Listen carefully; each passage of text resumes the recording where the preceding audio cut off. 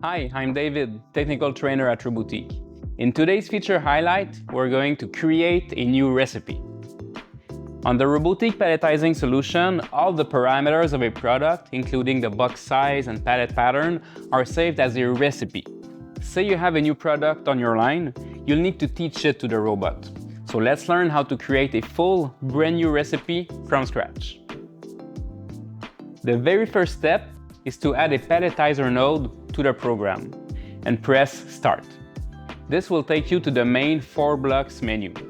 The box menu is where the box dimensions, weight, and optionally its label orientation is entered. Then, the pick position can be taught. Simply center the gripper on the box, match its orientations as precisely as possible, and make sure that the suction cups are slightly compressed. This will ensure a good contact between the cups and the box.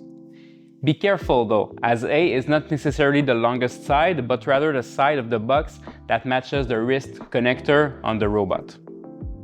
Using the active drive feature can be very helpful for this step. The second menu is where the pallet dimensions are entered. You can also select which side you will be palletizing on. Third is the pattern block. Many different patterns can be created. Don't forget to set the number of layers and to edit the layer sequence. The settings block allows you to customize the application.